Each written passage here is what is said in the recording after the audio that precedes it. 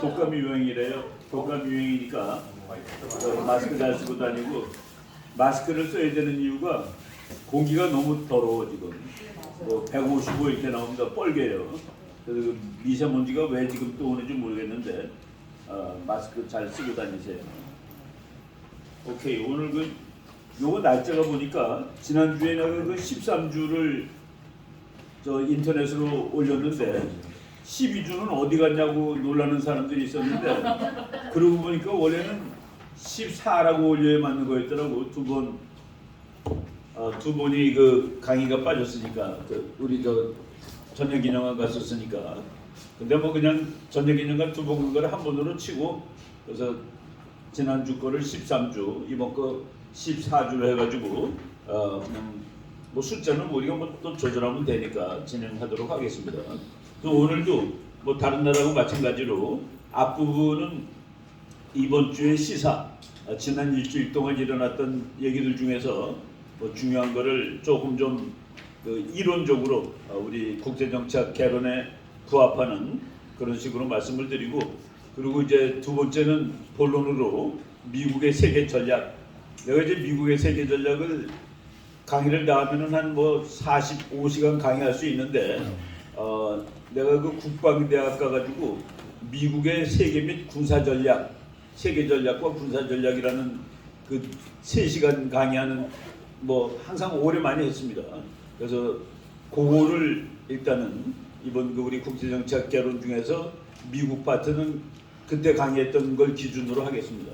근데 내가 다음 학기에 이제 이거 1기 끝나고 2기는 과목을 다양화시켜가지고 미국 외교정책 할 때 미국 외교정책이라는 걸 한 과목으로 넣으려고 그래요. 그거 할 때 이제 여러분들 뭐 관심 있는 분은 그때 같이 공부도 합시다. 그래서 오늘은 일단 시사는 지난주에 미국 이제 미드텀, 그러니까 중간 선거 있었는데 거기에 대해서 뭐 또 좀 얘기하죠. 우리나라 빼빼로데이가 아주 세계적으로 유명한 날입니다. 11월 11일이 제일 유명한 날은 언제냐? 1918년 11월 11일 11시. 그러니까 시간도 11시예요. 1차 대전에 독일이 항복한 날입니다. 그러니까 1918년 11월 11일. 그 이제 우리말로는 빼빼로데이가 됐는데 1차 세계대전 종식 1차 프랑스가 이겼죠.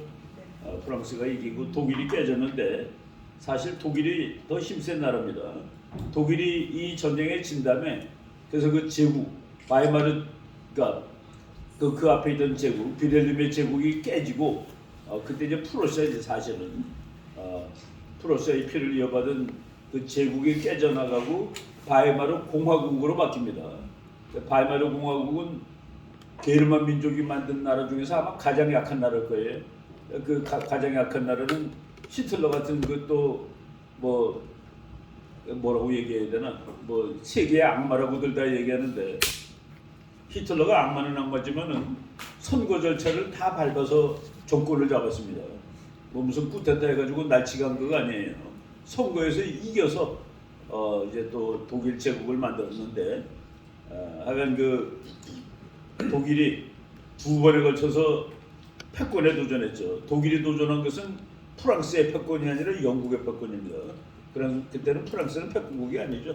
근데 프랑스가 독일한테 너무 분해가지고 아주 독일을 죽여버리겠다고 이 전쟁 끝난 다음에 그래가지고 평화조약을 가장 험악한 평화조약을 맺은 거예요. 독일은 너는 이제 다음에는 강대국으로 부상할 씨앗을 말려버리겠어.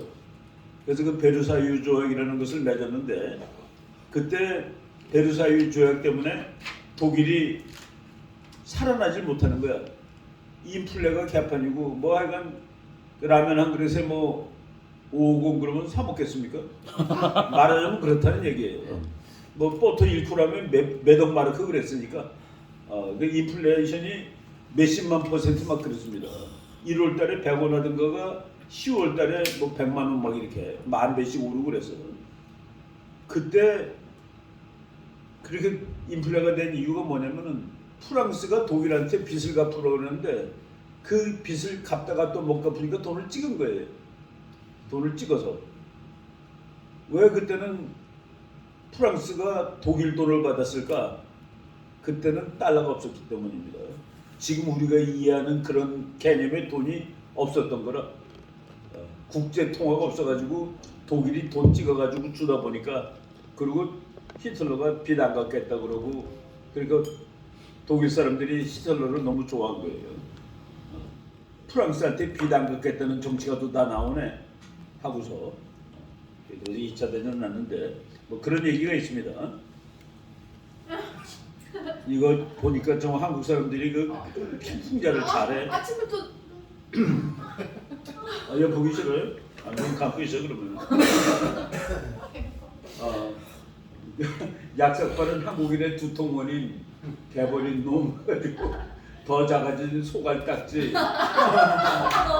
몸이 송강 다운, 문 평산마을 해가지고 재밌게 만들었더라고요.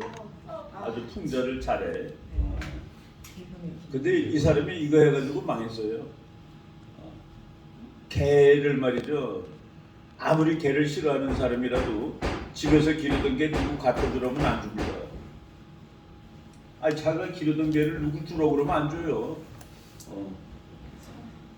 정상적인 사람이라면, 정상적인 사람이라면 그 개, 우리 집에도 똥개 기르다가 그 똥개를 뭐 친척 집에서 달라고서 주려고 그러는데 내 동생들이 지질 짜는 바람에 안 갖다 줬습니다. 우리 어렸을 때, 딱 그런데 얘 기르던 개를, 그러니까 다 쇼했다는 소리겠지. 정이 없나 정이? 근데 이 사람은 했어요. 처량한 저 개의 눈을 보아하니 많은 생각에 잠기게 됩니다. 걔가 좀 불쌍해 보이더라고요. 되게 아프대요. 영혼이 없죠. 아프다며. 당신의 시주기는 얼굴은 유선이지만 강아지의 표정은 진실이다. 이거 명언이야, 그죠? 강아지가 거짓말을 안 하죠. 자기가 그대로 있는 걸 표현하는데, 이거 보고서 아유 참. 근데 이 눈보다 더 중요한 거는요. 손으로 이 목 있는 데를 꽉 눌렀어요. 그게 밑에 사진을 보면 그게 나와요. 그래요? 네. 그래서 이 급소 있죠? 급소 거기를 그냥 부드럽게 잡은 게 아니라 꽉 누르는 게 힘을 줬고 나서. 내 마음에 안 든다고 네. 주인 없을 때 패는 거나 똑같네. 네. 그게 나와요. 이게. 달력장사. 아니 그러니까 우리 옛날에 내가 어렸을 때 춘천에 살 때 그 쓰레기를 집집마다 쓰레기를 수거해가는 아저씨가 있었어요. 할아버지가. 이제 그거 돈을 얼마씩 줘. 그럼 옛날에 연탄 같은 거 많이 나오잖아요. 그럼 리어카에 연탄 쓰레기 뭐해갖고 갖다가 쓰레기통에 버리면서 그거로 이제 생활을 하는 할아버지가 한 분 계셨는데, 어느 집에 가면은 개가 너무 짖어대는 거야. 자기만 보면은. 근데 주인 없는 날 개를 그냥 왕창 후려 팬 거야. 걔들이 알죠. 그런데 주인한테 나중에 들켰어. 어떻게 들켰는지 아세요? 그 아저씨만 오면 걔가 도망가고 깽깽거리고 난리가 나는 거야. 막 오줌도 넣고. 그러니까 그 집주인이 자기 없는 동안에 저 쓰레기 걷어가는 할아버지가 개를 막 팼다는 거를 다 아는 거야. 개들이 그 표현하거든요. 그 개들을, 나도 뭐 개를 별로 좋아하지 않지만 딸내미가 개를, 자기 개를 나한테 맡겨놓고 미국을 가가지고 그걸 기르다가 이제 14년 반 살고 죽었어요. 근데 죽었을 때는 참 되게 서운하더라고. 그래도 또 말도 못하는 동물이지만은 우리 아이한테 말을 못했다니까 죽었다는 말을. 나중에 뭐 속일 수가 없어가지고 가르쳐줬더니 며칠을 질질 울더라고. 그 인간이 다 그런 거지. 그래서 그 다음엔 안 사요. 못 사겠더라고. 나도 야 사지 말라고서 그 가족 같은 놈이 죽으면 어떡하냐고서. 그래서 이제 지금 그런데 이걸 보고서 우리나라에 이거 아주 그 괜찮은 정치학자는 아니고 이동복 선생이라고 남북대로 오래 하신 분입니다. 아주 뭐 남북 관계에 대해서는 이분이 1인자인데, 이분이 얼마 전에 2, 3일 어제 퇴임한 문재인의 양산 사제에서 4년 동안 키우다가 국가가 사회 경비를 부담하지 않는다고 이른바 파양을 일방적으로 선언하고 집에서 내쫓은 풍산견들이 받아들이겠다는 곳이 없어서 갈 곳이 없는 유기견의 신세가 되는 모양이다. 오늘 개 얘기 좀 할 겁니다. 유기견.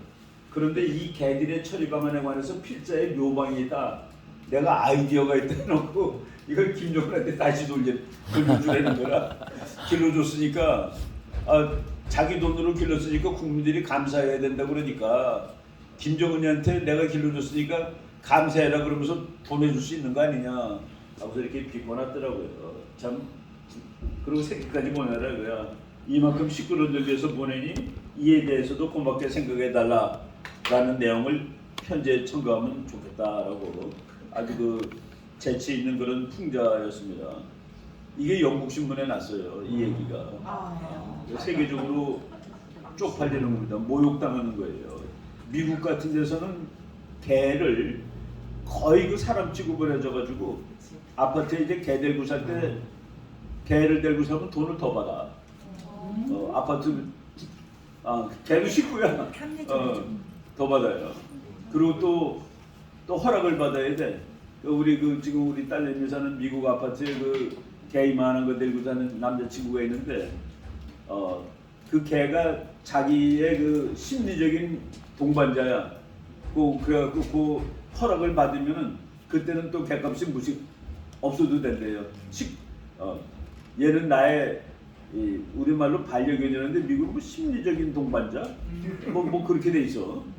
자기가 마음이 불안한데 얘가 있으면 마음이 뭐 편해진다 그러면은 애니멀 테라피가 있기 때문에 그거를 그렇게 자극을 받으면은 개를 길러도 그 아파트비가 안 올라. 그런 친구도 있고 그래요. 근데 걔가 이제 어디 갈 때마다 개를 우리 딸내미네 집에다 맡기고 가. 우리 애들이 개를 잘 봐준다고. 말은 그렇게 개하고 인간이 뭐 제일 오래 같이 산 동물 아니겠습니까? 참 재미있는 사건이 다 나고 있어요. 이 사람이 인성을 보여주는 거야. 인성을 보여주는 거죠. 실질적 영토 침해라고 요거는 조금 전에 한 말인데 북한이 NLL 남쪽으로 총을 쏜 것은 포를 갈긴 거는 실질적인 영토 침해다라고 여겼습니다. 그 옆에 신범철 박사라는 학자가 있는데 이 친구는 우리 뭐 선배 유명한 교수의 아들이야. 선배는 돌아가셨지만은 신정영 교수라고 그 사람의 아들인데 이번에 국방 차관이 됐습니다. 그래서 국제정치에 올바로 분석하는 학자가 청와대에 가서 이제 같이 청와대가 아니라 대통령실이죠. 같이 일한다고 보시면 되겠습니다.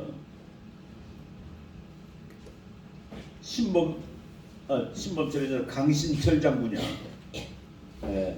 별이 셋인데 이 사람이 요번에 텔레비에 나와서 북한이 NLL 남쪽으로 미사일을 갈겼다라고 발표하고 그다음에 한 말입니다. 다 반말로 했어. 별 셋이 나와서 텔레비에서 국방부 공식 발표를 반말로 했습니다. 매우 이례적이고 결코 용납할 수 없음.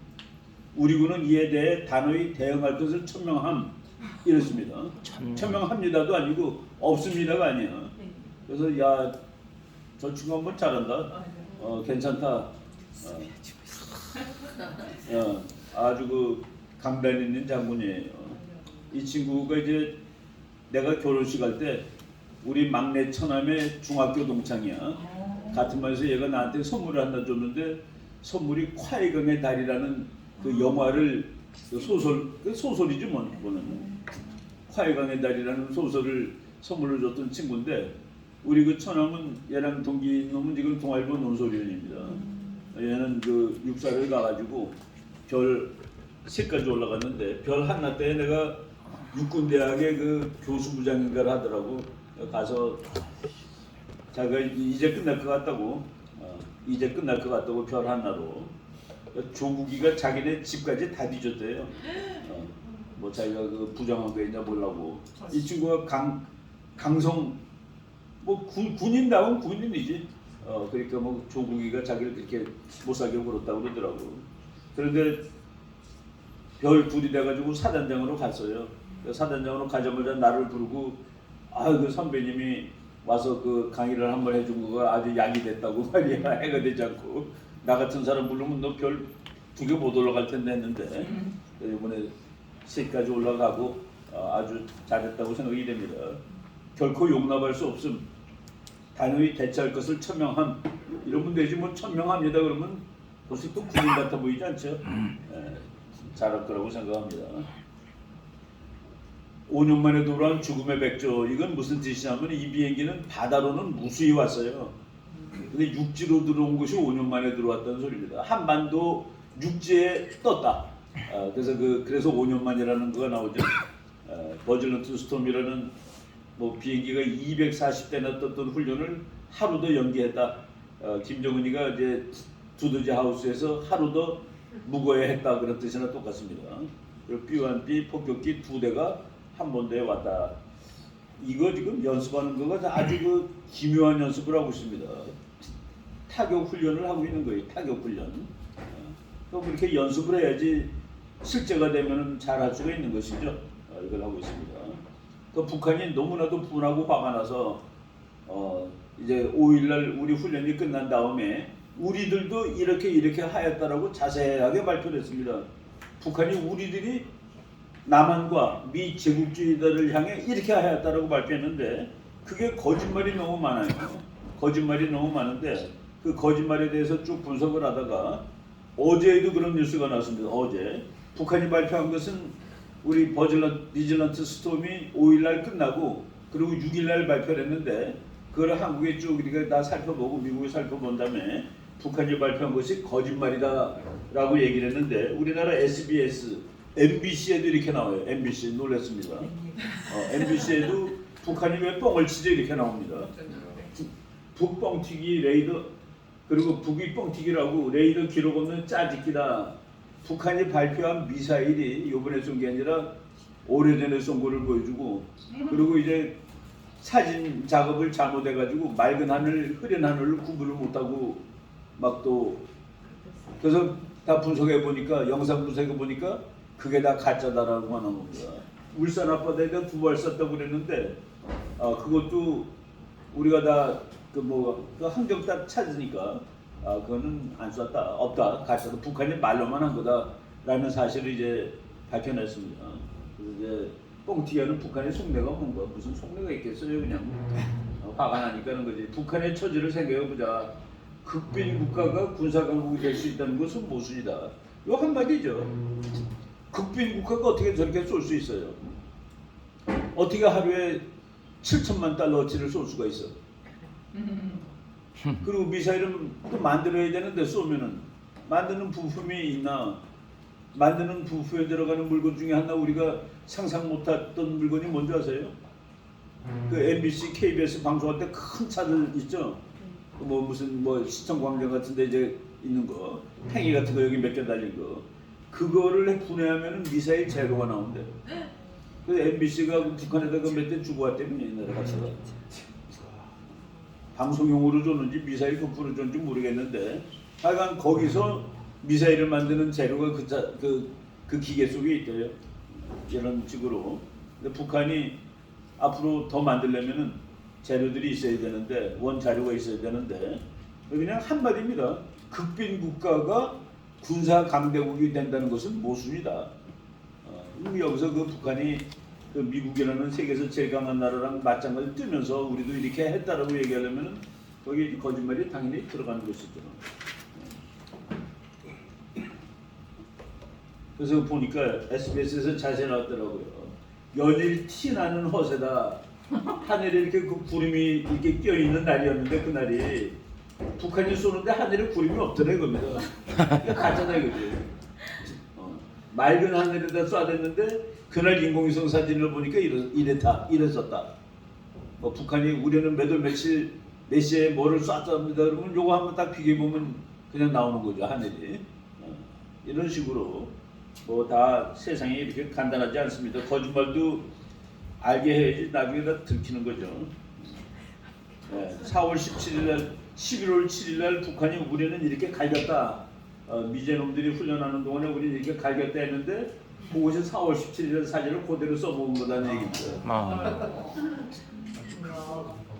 동영상은 별로 비싸지 않으니까 그냥 또 쓰고 이런 것들이 이제 다 들킨 거예요.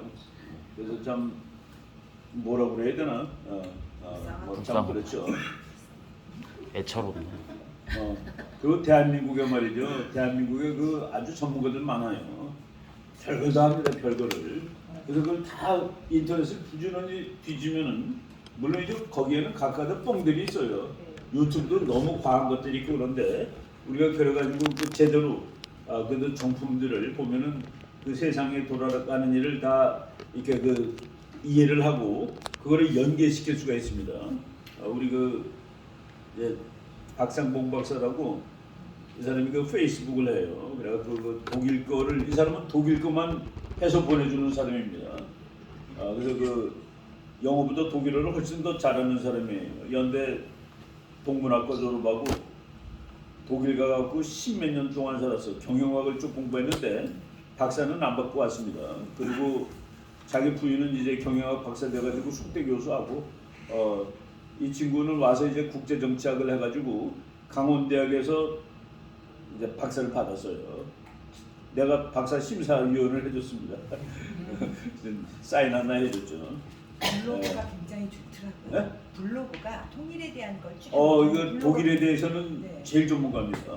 독일 정보연구소라는 그 이제 뭐 자기가 그 프로그램을 하나 가지고 있어요. 그래갖고 독일에 관한 뉴스, 독일 통일 이런 거는 아주 최고의 전문가죠. 통일연구원장을 한 번 했고, 통일교육원장 그 이명박 대통령 때인가 했었죠. 근데 뭐 그 동네가 하도 그래가지고 자기가 하던 말을 뭐 뜻을 펼치지 못했습니다. 러시아가 이번에 북한 총알 사갔죠. 그리고 미사일 뭐 사간다고 그랬다. 그래서 그 우리들은 우크라이나 전쟁하다 보니까 러시아가 총알이 바닥났나 이런 식으로 했는데 총알은 바닥난 건 아니고 비축을 해두는 겁니다. 비축.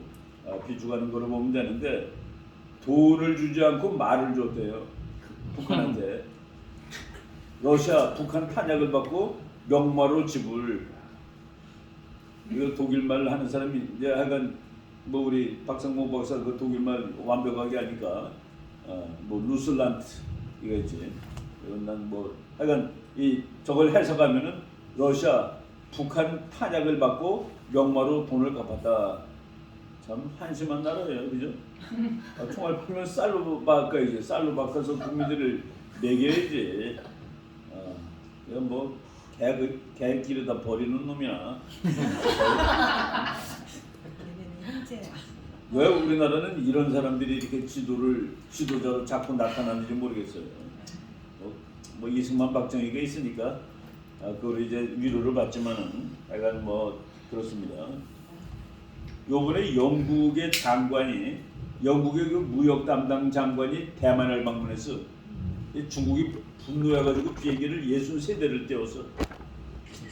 여러분 저런 비행기가 30분 나는데 기름이 몇 리터 뜨는지 이제 대충 알죠? 미그 21이 1시간 날려면은 3,000리터를 쓴다. 그러니까 68 3대가 무력 시위를 1시간 했다 그러면 기름 되게 많이 썼겠네라고 생각하실 겁니다. 뭐 사진은 작년 사진인데 바로 이번 사건 난 거는 7일이에요. 7일 공무력입니다. 영국의 국방장관이 무역 장관이 대만을 방문했는데 중국이 하도 화가 나서 비행기를 63대나 띄웠다. 군함 대책이 띄웠다. 뭐하냐 중국. 대만에 영국의 통상부 장관이 갔는데 이게 이렇게 화나냐. 라오지 중국의 자오리첸이라는 그 이제 외교부 대변인이죠. 전략 외교의 대표 선수 늑대 외교. 그 앞뒤가 틀리는 말이죠. 어떻게 늑대 외교입니까? 외교는 외교고 늑대는 늑대지. 외교는 늑대가 붙으면 그게 뭐 검은 태양입니다. 그게 미스노모가 되는 거예요. 앞뒤가 틀리는 말입니다. 태양은 붉은 태양이 어떻게 검은 태양이야? 뭐 그런 식으로 전략 외교라는 말이 되지 않는 외교를 했는데 대만은 중국 영토에 나눌 수 없는 일부이며 중국은 수교국이 대만 지역과 어떠한 형태로든 공식적인 왕래를 하는 것에 대해 단호히 반대한다. 이거 무슨 소리냐 하면 말이죠.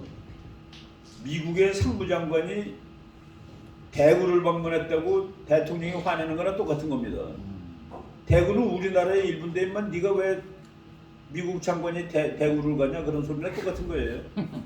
대만의 일부라고 하더라도 미국의 주지사가 우리나라 어디 우리가 미국 주 방문하잖아요. 텍사스 주 방문하잖아. 우리나라 뭐 무역부 장관이 말이지. 왜 거기다 자동차 공장 만들 때 뭐 같이 가는 거 아니에요? 그렇다고 이렇게 펄펄 날뛰고 있는 거예요. 이거는 중국의 약함을 반증하는 겁니다. 요새 중국의 약함을 반증한다는 얘기들이 막 나오는데 바로 그저께 포린 어페어스에 게재된 논문입니다. The weakness behind China's strong facade가 이제 얼굴이란 소리죠. 중국의 강력한 얼굴 뒤에 숨어 있는 허약함. She's rich exceed his military grasp. 시진핑이가 나가고 싶어하는 곳은 시진핑이가 도달하고 싶어하는 것은 중국의 군사력이 갈 수 있는 곳보다 훨씬 멀다. 이게 직역을 하면, 그러니까 나는 시진핑이가 여기까지 하고 싶어하는데 중국 군사력은 거기까지 못 간다는 그 얘기입니다. 군사력으로 할 수 없는 일을 하겠다고 설치고 있다라는 그 논문이 포린 어페어스 이건 뭐 세계적인 권위를 자랑하는 논문이죠. 중국은 지금 겉으로 세 보이다. 빨간 글자. 그렇지만은 이 겉표정, 자신만만한 겉표정과 그리고 아주 그 씩씩한 시진핑의 그 속에는 마스크드 딥 앵자이티, 정말 그 깊은 고뇌가 이렇게 숨겨져 있다, 그런 뜻입니다. 뭐 말로는 우리 중국은 이제 미국의 맞먹는 세계적인 강대국을 건설하였습니다. 여러분들은 이제 뭐 다 어느 정도 잘 살게 되었고 저쩌고 쭉 얘기를 하고 이제 21세기는 중국의 시대가 될 거다라고 얘기하고 자신만만했지만은 그 마스크 속에는 심각한 고뇌가 들어가 있다. 중국의 심각한 고뇌. People's Liberation Army still has a long way to go to become a force capable of fighting and winning local wars. local war는 뭡니까? 대만 해협에서 지방 전쟁들, 지역 전쟁, 지역 전쟁을 싸우고 승리하기에도 아직 중국의 인민해방군은 갈 길이 멀다. 그러니까 대만에서도 싸울 수 없는 그 정도 군사력을 가지고 있는 중국이 이제 참 그보다 훨씬 큰 목표를 도모하고 있다. 여기 never mind large conflict, 이거 뭐 하기는커녕 그러면 되죠. 아니, 대규모 전쟁은커녕 대만 해협에서 지역 전쟁을 할 수 있는 군사력도 안 되는 것들이 저러고 있다라고 딱 나왔습니다. 요새 그 학문도 유행이 있어요. 학문도 유행이 있고 학자들도 유행이 있는데 그걸 이제 끌어가는 사람들이 이제 대가들이지. 지금 중국의 힘은 피크에 이르렀습니다. 중국 힘이 여기까지, 그러니까 힘의 피크라는 건 미국을 100으로 쳤을 때 지금 중국을 그냥 미국 사람들이 60몇이라고 쳐. 근데 최근에 미국 시카고 대학 교수가 미국을 100이라고 했을 때 60몇이라는 건 공갈이다. 그건 잘못된 거다. 35% 과장된 거다. 그래서 35% 빼면은 미국을 100이라고 쳤을 때 중국 힘이 50이 안 됩니다. 그런데 하여간 뭐 그건 이제 또 뭐 계산하는 방법의 얘기고, 중국이 어쨌든 지금 미국의 힘과 비교할 때 지금이 맥시멈이에요. 그러니까 내년에는 지금을 이제 60으로 칩시다. 60. 근데 내년에는 59가 돼. 미국이 100일 때. 그 후년은 57이 돼. 그건 지금 피크 파워입니다. 지금. 그러면 중국이 하고 싶은 일을 앞으로는 할 수가 없어. 시간이 지날수록 못해. 그러니까 지금 이거라도 해야 된다라고 중국이 초조해야 하는 겁니다. 이거 지나면 이것도 못해. 예를 들어 대만을 점령하는 걸 중국 사람들이 지금은 혹시 할 수 있지 않을까라고 생각을 하고 있는데 앞으로 10년 후에는 상대적으로 더 못해지니까 못한다. 그래서 지금 해버려야 된다라고 생각할 수 있다. 그게 이제 피킹 파워 디얼입니다. 피킹 파워 트랩이라고 그래요. 학자들이 이제 단어를 만드는 거죠. 파워 트랩, 투키디데스 트랩. 투키디데스의 함정은 뭡니까? 이제 그러니까 미국이 중국이 크는 걸로 더 이상 보고 있지 않을 것이다. 아테네는 스파르타는 아테네의 힘이 무럭무럭 자라나는 것을 두고만 볼 수는 없었다. 그래서 가서 전쟁을 일으켰다. 그게 펠로폰네소스 전쟁이고, 그래서 그게 투키디데스의 함정이라는 그런 용어로 학술 용어가 됐는데, 이거는 조금 다릅니다. 피킹 파워 트랩이라는 거는 힘이 막 불어나는 나라가 1등은 아니에요. 그 나라가 이제 1등의 자리를 바라보고 막 하는데 이게 못 올라가네. 더 이상 이게 비율이 내려가네. 그럴 때 지금 내가 이거라도 하고 끝내야 된다 라고 초조하게 된다는 얘기입니다. 그 이론을 만든 사람이 할 브란드라는, 이 사람 진짜 끝내주는 학자예요. 할 브란드라는 사람인데 피킹 파워 트랩이라는 이론을 만들었는데 이 책입니다. Danger, The Coming Conflict with China. Danger Zone 해가지고 중국하고 전쟁이 지금 다가오고 있는데, 이 사람 얘기는 뭐냐면은 중국과 미국의 경쟁은 마라톤이 아니다. 요새 그런 말 많이 썼죠. 뭐 100년 동안의 마라톤. 이 사람은 마라톤이 아니라 100m 달리기로 봐야 된다. 그리고 지금 100m 달리기 마지막 순간이 2020년대 한 10년 될 거다.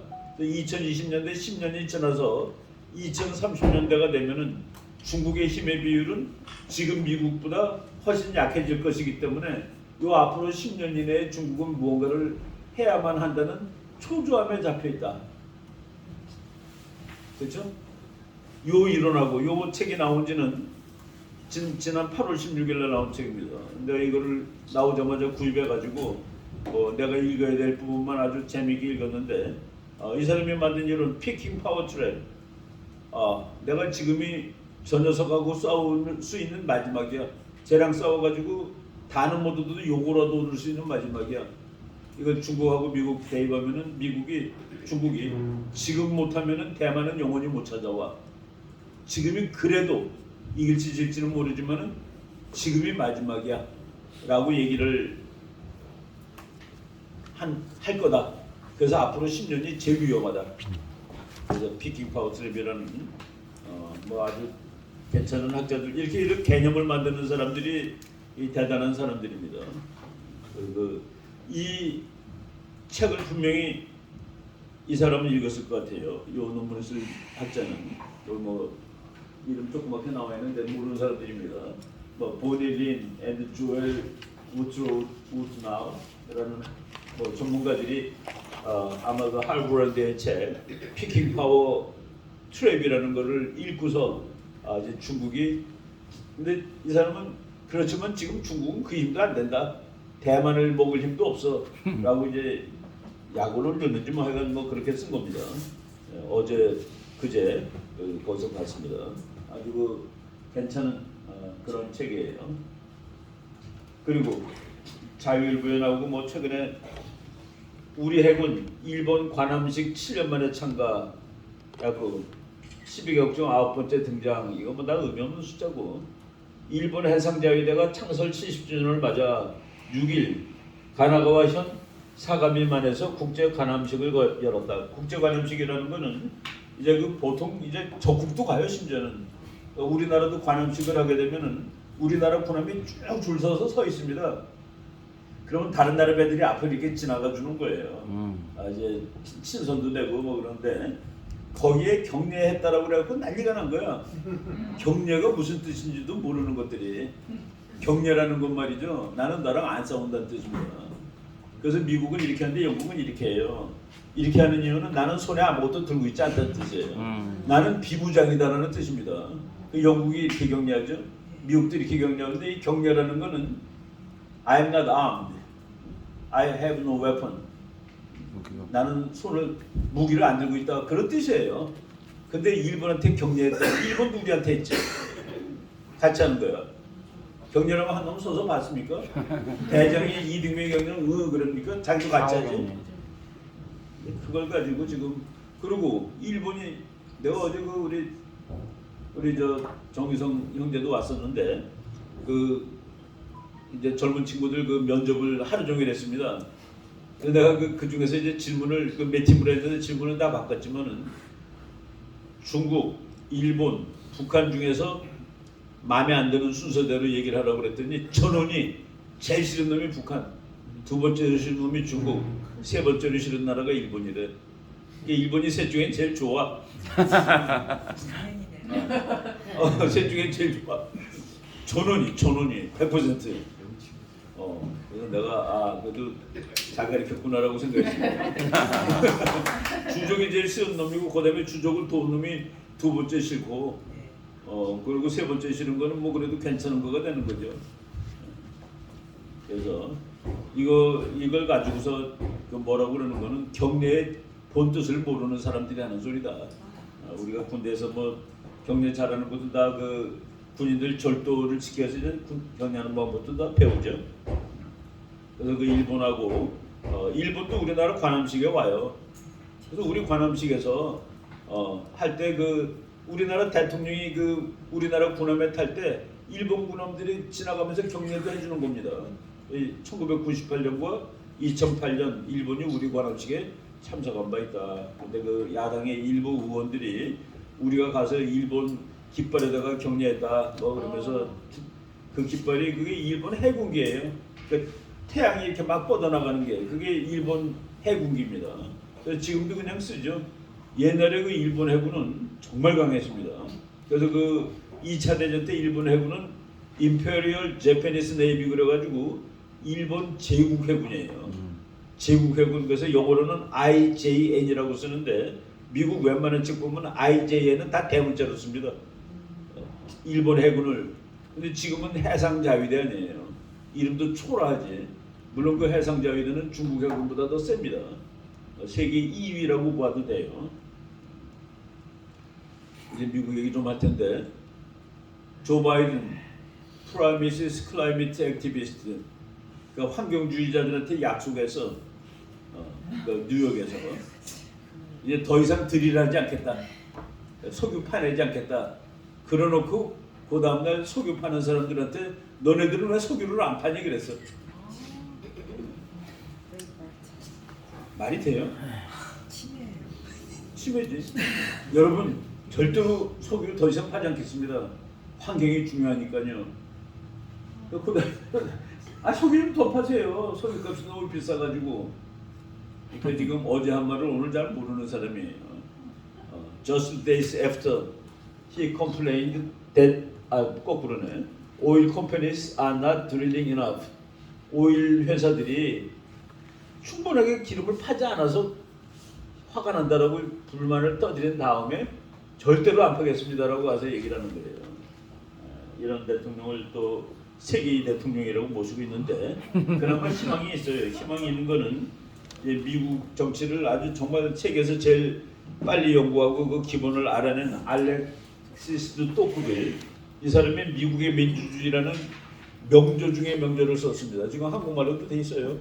뭐 다 읽으려면 정말 짜증나고 길고 재미없는 책인데 그거를 미국 민주주의의 최고의 책으로 치는 겁니다. 나온 지 200년 돼가는 책인데 이 책에서 또쿠빌이라는 이 프랑스의 그 아주 괜찮은 학자가 이 말을 했어요. The greatness of America. 미국의 위대함은 lies not in being more enlightened than any other nation. 어떤 나라보다 미국이 더 개명됐다는 데 있지 않다. 미국의 위대함은 but rather in her ability to repair her faults. 미국의 위대성은 미국의 잘못을 광정하는 능력에 있는 것이다. 고칠 수 있는 능력, 잘못한 것을 바꿀 수 있는 능력이 미국의 위대함이다. 그게 이제 선거제도죠.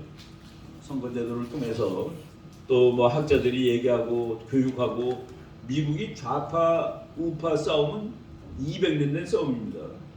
그러니까 전쟁까지 했잖아요. 남북 전쟁까지 해가지고 그 인구 3천만일 때 60만 명 죽었습니다. 군인만. 그 처절한 전쟁을 해가지고 나라가 잘라질 뻔하다가 다시 이제 봉합이 되고 그러면서 또 들이 싸우고 봉합되고 뭐 좌파들이 설치니까 헤리티지 파운데이션 만들었고 사람들이 부자 돈 내가지고 또 아메리칸 엔터프라이즈 만들어가지고 또 싸우고 그러면서 이제 나라가 가는데 그거를 한마디로 요약을 한 거예요. 저 인간들이 다른 놈들보다 더 잘 개명됐다는 위대함이 있는 것이 아니라 잘못을 고칠 줄 아는데 그 미국이라는 나라에 그 미대성이 있다라고 얘기를 또크빌이 오래전에 한 얘기입니다. 예, 요번에 그 선거가 있는데 많은 사람들이 좀 좌절했는데 왜냐하면은 레드 쓰나미가 안 왔다는 거라 그냥 공화당이 싹쓸이를 해버려야 되는데 싹쓸이가 안 되고 겨우 이겼다. 그래서 트럼프가 원하던 만큼 못 이겼다. 그리고 바이든이 한숨을 돌렸다.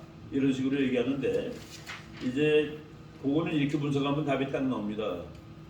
우리나라의 그 죽어도 민주당 찍는 사람들이 민주당이 경제 정책이 나쁘니까 공화당을 찍겠다로 돌아올 거냐 이거. 안 돌아오잖아요. 그거야. 길값이 아무리 올려도 민주당 찍는 놈들은 민주당을 찍는 거예요. 경제가 되게 나쁘기 때문에 이제 민주당이 다 공화당으로 돌아선다. 그게 이제 인간의 정치 행태를 우리가 좀 깊이 분석을 하지 않은 것이죠. 그러니까 이데올로기가 포함되면은 정치 잘못하고 잘하고가 관계가 없습니다. 그러니까 뭐 90%가 나오는 거죠, 한 동네가. 그래서 지금 이거를 분석하는 사람이 미국의 정치 빨간색 줄은 더 빨갛게 되었고 파란색 줄은 더 파랗게 되었다가 답입니다. 그 이제 이념으로 갈라진 거예요. 옛날에는 말이죠. 그 이제 우리가 쉬운 얘기, 미국 공화당은 여기다 이렇게, 그 민주당은 이렇게 겹쳐서 이렇게 돼 있었으면서 이만큼이 겹쳐요. 그러니까 M자를 쓰면 이렇게 겹치는 M자라. 근데 지금은 따로 떨어졌어. 아예 겹치는 부분이 없어요. 겹치는 부분이 거의 없을 정도입니다. 이데올로기 싸움이 되다 보니까 그래도 그나마 조금 겹치니까 공화당이 지금 이기고 있는 중이에요. 원래 공화당이 하원에서는 소수파였는데 이번에는 100% 다수파가 될 거야. 요 아직 그 우편 투표 같은 것들이 안 끝나가지고 총계가 안 나왔는데 공화당은 지금 7석, 지금 현재 7석 이기고 있고 민주당은 9석이 줄었습니다. 원래 거보다. 그래서 요거 다 211, 194 합치면은 405가 되죠. 30석이 지금 누가 이길지 모르는 거예요. 그래서 30석이 이제 그 중에서 공화당이 224석까지 갈 거다라고 보는 겁니다. 지금 이제 적어도. 그러면은 공화당이 하원에서 다수당이 확실히 되는 거죠. 그 미국을 보면은 이쪽은 캘리포니아 이쪽은 정치는 너무 좋은데 정치 사상적으로는 너무 여기 그냥 그래서 거지들이 전부 일로 모이는 거야. 좌파적이기 때문에 버클리 대학 앞에 있는 맥도날드는 가면은 들어가서 먹을 수가 없어요. 여기서 오줌 누는 놈도 있어 누워서. 백인 놈이 털보가 거지 같은 옷 입고 누워서 오줌 찌린내가 막 나 누워서. 근데 누워 있어 기회자에. 그리고 거기 이제 미국은 콜라 같은 거 시키면은 컵을 줘요. 중소대 해가지고 컵을 주면은 제가 가서 그냥 누르면은 지가 먹고 싶은 거 누르면 나오는 거야. 거기 뭐라고 돼 있는지 아세요? 구입하지 않으신 분은 한 번만 드십시오라고 돼 있어요. 그러니까 참 공산주의인지 뭔지 모르는데 그러니까 거지들이 가서 자기 그릇 가서 한 번 먹을 수 있어요. 그러니까 한 번만 먹어주세요. 양심적으로 2번 드시지 마시고. 먹으러 들어갔다 난 나왔습니다. 우리 딸내미랑 먹으러 들어갔다가 버클리 대학 앞에서 찌린내 때문에 그냥 나왔어요. 그런데 그냥 그렇게 하는데 다 좋대. 그러니까 이번에 개빈뉴스는 또 됐잖아. 다 개빈뉴스는 또 되고 낸시 펠로시는 80몇 %를 얻었어. 그런 마을이 여기. 또 오레곤도 시골로 가면은 여기 내가 고속도로 이렇게 지나오다 보니까 내 비행기로 씨 뿌리는 걸 여기서 좀 봤습니다. 농부가 비행기로 씨를 뿌리는 거야. 그리고 저쪽으로 하다 돌아서 와서 또 뿌리고. 그래서 참 오레곤 대단하다 했는데 이 오레곤의 바닷가, 워싱턴 바닷가는 전부 민주당이에요.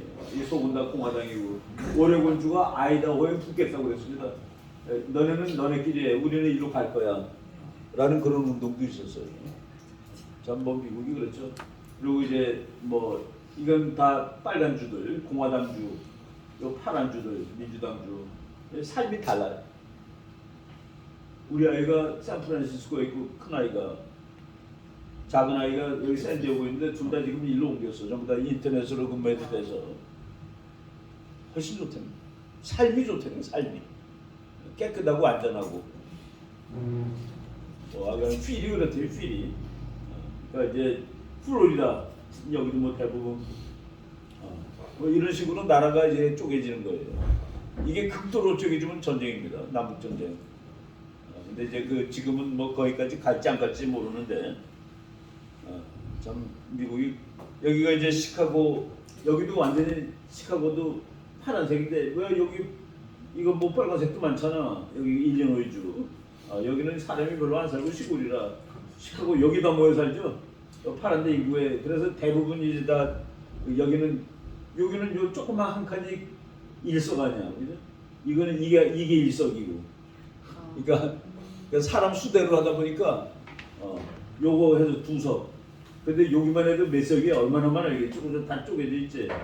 그래서 그 일리노이는 완전히 공화당, 민주당 주입니다. 옆에 있는 뭐 몬타나, 저 미주리주 뭐 완전히 압도하고 있죠. 그리고 인디애나주는 인디애나폴리스 빼놓고 다 공화당이죠. 미국은 시골은 공화당, 도시는 민주당으로 이렇게 완전히 쪼개지고 있는 거예요. 여천야도로. 뭐 옛날에 우리 그랬죠. 서울은 다 야당이고 지방은 다 여당이라고. 근데 그 모양이 지금은 경상도 전라도로 갈라지고 뭐 이렇게 또 이상하게 변하고 있습니다. 미국도 지금 지도 보면은 뭐 저쪽 네바다는 반쪽은 파란색이고 위쪽은 빨간색이고 옆에 있는 유타는 전부 또 공화당이고 하여간 뭐 미국도 난리예요.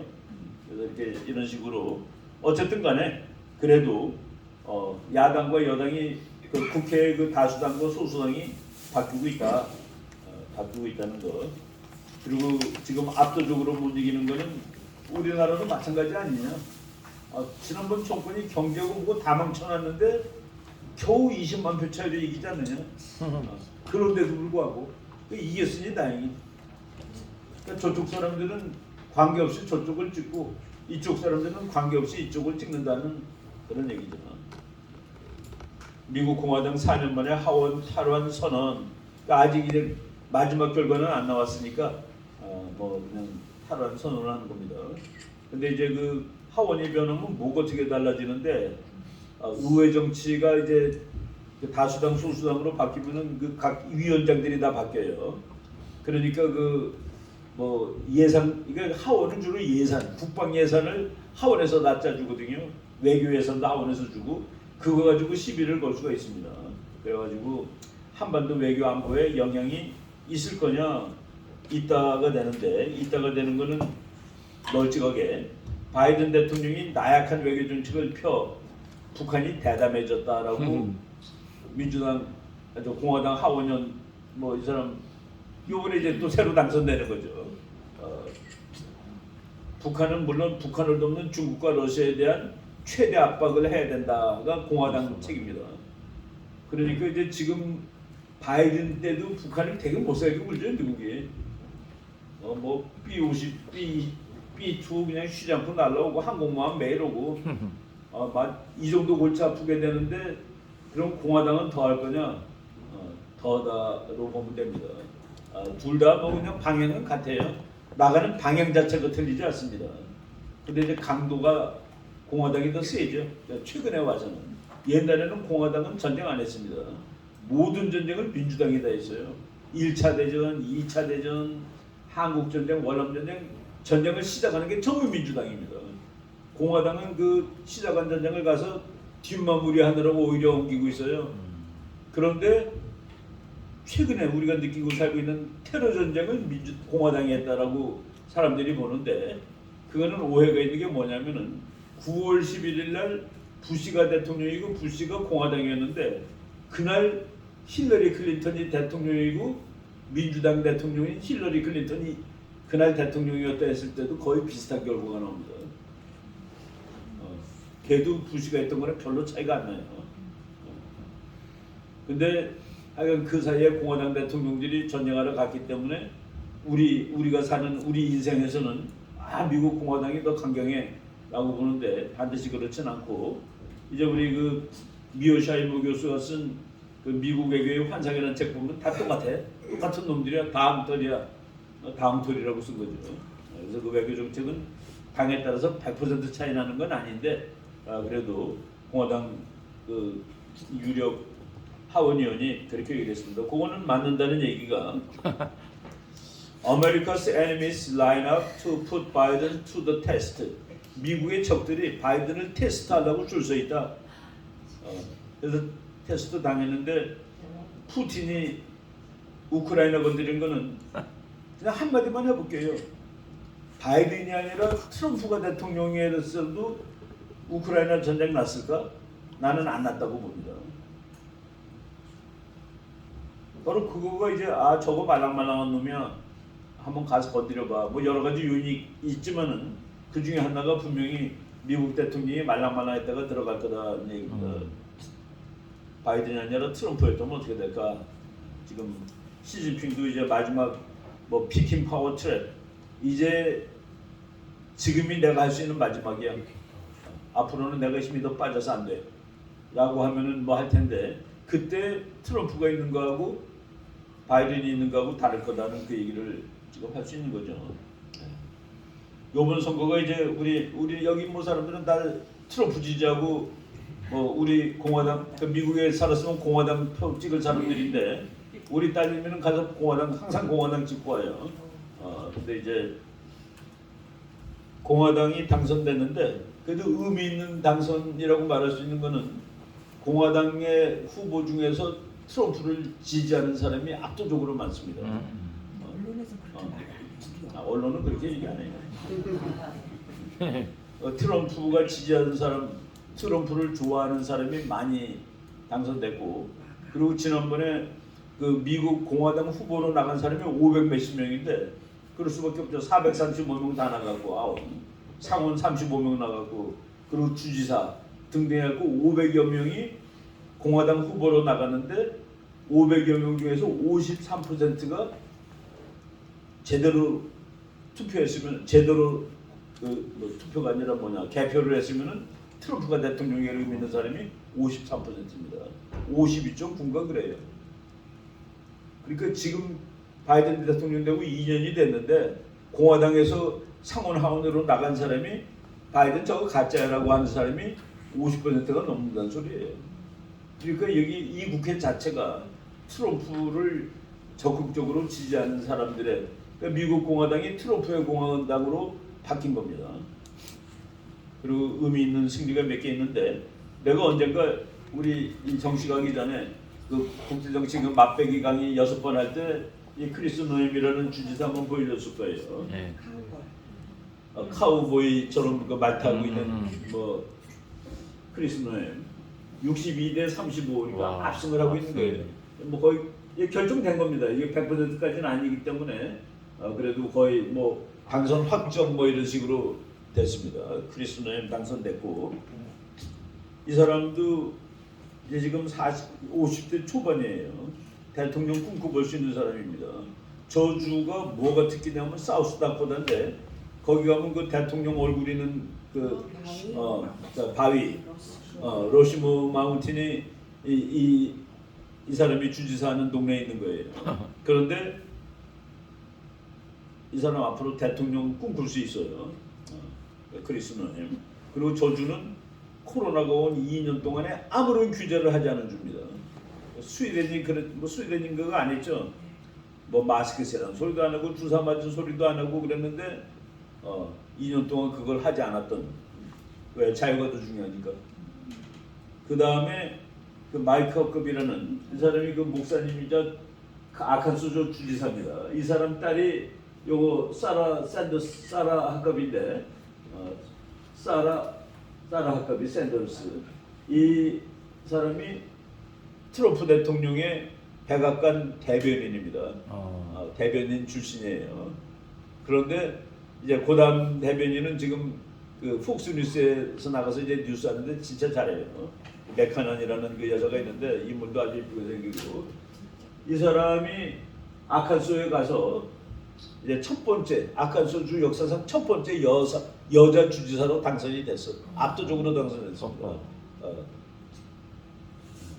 또 참 이것도 그 좋은 뉴스예요. 이 사람은 대통령 나왔다가 경선하다가 나는 경선에서 오늘 이제 경선을 마칩니다. 나를 지지하셨던 분들은 트럼프를 지지하시기 바랍니다라고 2016년에 나왔던 사람입니다. 이 사람 뭐 그 미국에 가면 크리스마스 날 특집할 때 이 사람이 미국 육군사관학교 가가지고 음악회 하고 뭐 미국 역사도 설명하고 그거 하는 역할도 하고 뭐 아주 지식인 중에 지식인이죠. The three C's that made America great. 미국을 위대하게 만든 세 가지 C. 크리스천리티, 기독교, 캐피탈리즘, 자본주의, 콘스티튜션, 헌법, CCC. 미국을 위대하게 한 세 가지 C. 크리스천리티, 기독교, 그리고 자본주의, 그리고 헌법.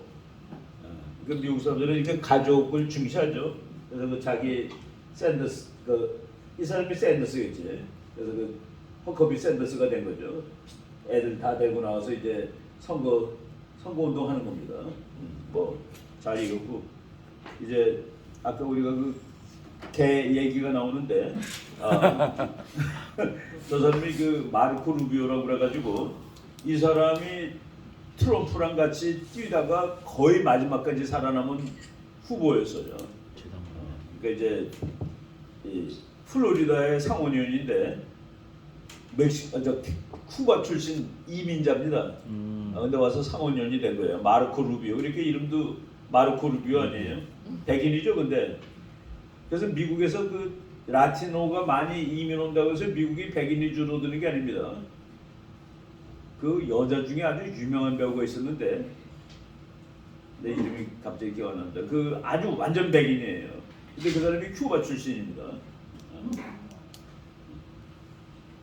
그래서 그 쿠바 사람들이 미국에 많이 온 데서 백인이 늘어나는 게 백인이 줄어드는 게 아니야. 백인 인구 비율이 그대로 유지가 되거나 오히려 더 늘어나고 있습니다.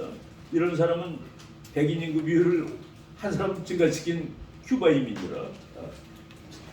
그래서 그 마르코 루비오가 또 됐는데 이 사람이 된 것은 또 무슨 의미가 있냐 그러면은 북한에 대해서 어마어마하게 강경파입니다. 초강경파야. 초강경파인데 이제 하노이 회담이 실패로 돌아간 날 이 사람이 그 자기 홈페이지에 올린 글이에요. 북한의 김정은 빼놓고 다른 지도자들이 올바른 더 나은 미래를 원하거들랑 They should get rid of 김정은. 그들은 김정은을 빨리면 빨리 쫓아낼수록 좋다. 북한의 정치가 여러분들이 좋은 미래를 원하신다면은 하루 빨리 김정은이를 쫓아내세요. 라고 쓴 겁니다. 근데 이 사람이 이제 내가 개 시리즈 얘기하는 건 뭐냐면은 요거는 이제 이거는 하노이 회담 때인데 싱가포르 회담한 다음에 이제 트럼프가 그 뻥쪄가지고 김정은이를 칭찬을 해서 그랬더니 이 사람이 그때 그 자기 그 페이스북에다 썼을 거야. 뭐 트위터인가 페이스북인가 하여간 거기에다가 뭐라고 썼냐면은 아무리 그놈하고 그 얘기를 하고 그래도 저런 그 개 같은 인간을 이렇게 부추겨주는 건 말이 안 된다. 그러면서 뭐라고 썼냐면은 김정은이가 미국과 같은 자유국가에 살았더라면은 그놈은 길거리에서 유기견을 잡는 사람의 보좌관도 될 수 없는 놈이다라고 쓴 겁니다. 그 길거리에서 유기견을 그 개들 막 다니면 또 잡아가잖아요. 또 광견병도 걸리고 그러니까 길거리에 유기견을 납포하는 사람의 보좌관도 못할 놈이 그 놈을 이렇게 그 트럼프가 이렇게 지켜준다는 건 웃기는 얘기다라고 썼어요. 오늘 그래서 개 시리즈인데 이 사람이 이제 공식으로 쓴 거는 북한 정치가들이요, 당신네들이 좋은 미래를 원한다면 하루 빨리 정은이를 쫓아내버려. 갤리도 김정은이죠. 이번 결과 중에서 그냥 뭐 플로리다 주지사 저 사람도 대통령 후보인데 드산티스 압도적으로 당선됐고, 그리고 또 이제 이거는 저 텍사스 주지사, 텍사스가 지난번 바이든이 대통령이었을 때 대법원에다 냈죠. 우리는 그걸 인정하지 않는다. 다시 검토해달라고 해서 바이든을 대통령으로 인정하지 못하겠다고. 그리고 텍사스 주에서는 자기네끼리 선거도 할 뻔했습니다. 연방에서 탈퇴. 그럼 미국 49개로 줄어들 수도 있어요. 텍사스가 프랑스보다 경제력이 크죠. 미국은 앞으로 이런 무기수 전부 다 만든다고 나왔더라고요. 다 레이저 레이저로 만들면 어떻게 됩니까? 백발백중이죠. 레이저 이거는 백발백중이지. 아무데나 맞출 수 있죠, 그죠? 아무데나 맞출 수 있어요, 이거. 총으로 쏘면 내가 이렇게 정확히 쏠 수 있겠어요, 이렇게? 바로 앞으로 레이저로 다 나온다. 중국이 지금 섬을 다 이렇게 만들어놨어요. 사람 안 사는 섬을 막 개발을 해놨더라고. 이거는 섬으로 치지 않습니다. 국제법으로. 이 섬 인공섬은 영해를 못 가져요. 근데 영해를 중국이 다 선포해놓고 다른 나라 배들 못 다니게 하는데 미국 배들은 막 다니죠. 이렇게 만들어놨어요. 인공섬도 참 개발을 잘해놨네. 또 이렇게 만들어놓고. 그래서 미국은 화가 나가지고 우리가 지난번에 전쟁기념관에 가서 본 이 비행기를 호주에다 갖다 놓습니다. 지금 새로 만든 거 다 폭격하려고. 중국은 막 열심히 만들고 이렇게 열심히 만들고 거기랑 제일 가까운 데다가 이 B-51을 갖다 놨는데 그곳이 호주에 있는 요 기지다. 이 전부 다 뭐 그냥 일어나는 이거 지금 만들기 시작해서 공군기지 완성하려면 2026년이래요. 근데 B-52가 지금도 이렇게 알아주는 비행기입니다. 그리고 어떤 호주 이제 여기다 기지를 만든다니까 날아가면서 이제 여객기에서 찍은 사진이 인터넷에 올라와 있길래 한번 찍어봤습니다. 갖고 와봤어요. 오늘 그 앞부분은 여기까지 하고 시간이 그래도 1시간은 얘기죠. 예. 한 10분 쉬고 뭐 오늘 우리 저 2시부터니까 여기서 뭐 다른 날보다 막 급하지 않아도 되겠다. 오케이. 일단 앞부분은 여기까지 할게요.